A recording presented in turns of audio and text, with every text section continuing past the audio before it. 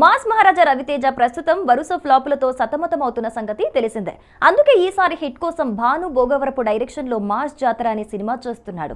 ఈ cinema shooting ప్రస్తుతం శరవేగంగా జరుగుతోంది. ఈ సినిమాను వేసవి కానుకగా రిలీజ్ చేసేందుకు ప్లాన్ చేస్తున్నారు మేకర్స్. ఇక ఇదిలా ఉండగా వచ్చే సంక్రాంతికి బాక్స్ ఆఫీస్ దగ్గర సందడి చేసేందుకు రవితేజ ప్లాన్ చేస్తున్నట్లు వార్తలు వినిపిస్తున్నాయి. అయితే మాస్ జాతర సినిమాతో కాదు, పూర్తి వివరాల్లోకి వెళ్తే నేను శైలజ, ఉన్నది ఒకటే జిందగీ, చిత్రలహరి లాంటి హిట్ సినిమాలు తీసిన క్లాస్ డైరెక్టర్ కిషోర్ తిరుమల రవితేజ కోసం ఓ కథను రెడీ చేసినట్లు వార్తలు వినిపిస్తున్నాయి. ఇక ఈ కథను రవితేజకు ఆయన వినిపించాడని, రవితేజ కూడా గ్రీన్ సిగ్నల్ ఇచ్చినట్లు తెలుస్తోంది. ఈ సినిమాను త్వరలోనే అధికారికంగా ప్రకటించబోతున్నట్లు వార్తలు చక్కర్లు కొడుతున్నాయి.